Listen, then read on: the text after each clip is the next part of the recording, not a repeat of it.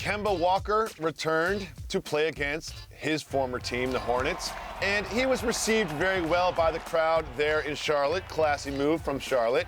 And the Celtics went on to win on the work of Kemba Walker and Jason Tatum. And your guy, Gordon Hayward, he had 20 and 10 and 6. It seems like Hayward is back. And Jalen, low-key, the Celtics only have one loss, and that is in that game to the Sixers that we all watched.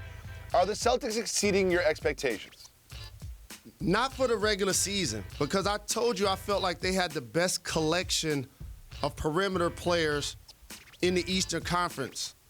And that's including up front with Jason Tatum and Jaylen Brown, who they just gave a big deal to. And the guy you just showed, Gordon Hayward. Now think about this, Jacoby. Yep. You haven't seen people have more horrific injuries than Sean Livingston, Paul George, and Gordon Hayward. Yep. But at some point in their careers, they responded, in particularly a year after the injury. Good point. That's what the season is now for Gordon Hayward. And he's playing as such, with a pace, with an accuracy. He seemed like he now has found his comfort zone because Kyrie was really ball dominant. Now they're putting it in his hands a lot, and he's making plays and doing well. They are low-key playing really well, and they are powered by Jimmy Butler. He had 34 points on 11 of 16 shooting as the Heat beat the surprising Suns in Phoenix. The Heat are now 6-2. Jalen, are they a lock for the playoffs? They're a lock for the playoffs, and soon as Jimmy Butler signed to go there, that made that true. Because I always talk about their player development with Eric Spoelstra. When you look out there, there are a bunch of players that people gave up on, bunch of guys that they try to develop, and then all of a sudden, Goran Dragic, they gave him a big deal. He's playing against his former team. He plays well. But Jimmy Butler is the anchor. And having a guy like that scoring 30 points in the first half against a Suns team that had been playing really well is a good road win. Especially on the road. I mean, this Heat team is not necessarily superstar packed. We talk about all the dynamic duos in the NBA. The Heat don't really have a duo. I mean, Dragic played really well in the second half to finish off the game, but Jimmy Butler's kind of powering this team with a sort of a lack of second superstar, and they're playing really well. Jalen, another team that I slept on, I always sleep on. You know I disrespect the Spurs every single year, right? You know, every single year I disrespect the Spurs. I try to tell you. Every single year I sleep on the Spurs, and I did it again this year. And LaMarcus Aldridge. LaMarcus Aldridge had 39 points, Jalen Rose. LaMarcus Aldridge and his brand new Waves had 39 points, and they went on to beat the Thunder. Will I regret disrespecting the Spurs for like a 7th straight year? Yes, you will. People come out with their preseason playoff teams, and everybody quick to try to anoint the new hot, shiny toy. And I keep telling you, the Spurs are going to be right there, playing mid-range, throwback-type basketball with Aldridge and DeRozan. Murray's an up-and-coming star. Pop is still on the sideline. He hired Tim Duncan to the staff. They will be a threat because the San Antonio Spurs embody consistency.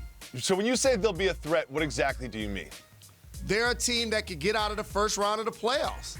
They're a team that's going to hover around 5 or 6, and depending on everybody else's records and load management and when you play teams, if they're healthy at that point of the season or not, they can swing either way. But that level of consistency is something I try to always tell you to bank on, but for some reason you keep sleeping. I don't know why I don't listen to you, because in early October it's so easy to be like, well, the Kings are going to make a leap, and the Pelicans have Zion. And now you look at the Kings and the Pelicans, you're like, I picked them to be in the playoffs, and I didn't put the Spurs in the playoffs. And you look at the Spurs, and you're just like, why do I keep doing this? What is wrong with me and the San Antonio Spurs?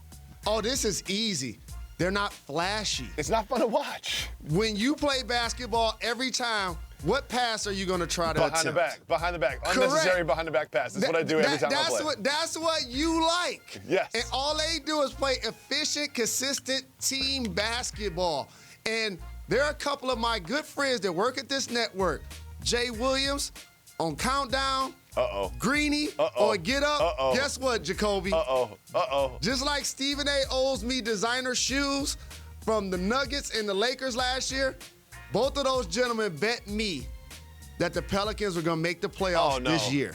First of all, designer suits. Can I take everybody behind the curtain? So I will be cashing those bets by Christmas. Yo, we're in the Seaport. Jalen goes up to Stephen A. He's like, sir, we have to have a quick discussion. He's like, Stephen A., I'm going to send you a link. He said, I'm going to send you a link to some designer shoes from that bet last year. And to Stephen A.'s credit, he was like, you can send me a link to any shoe you want, and I will pay that up.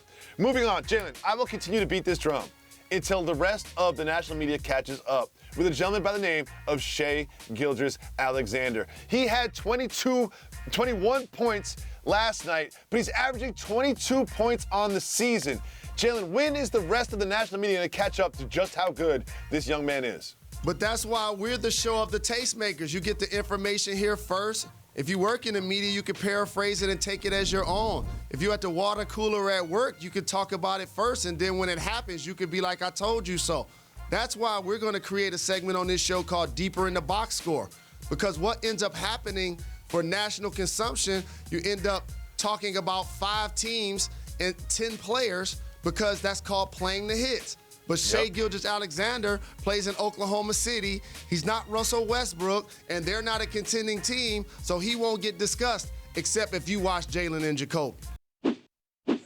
Thanks so much for watching ESPN on YouTube. For more sports analysis and highlights, download the ESPN app. And for live streaming and premium content, subscribe to ESPN+.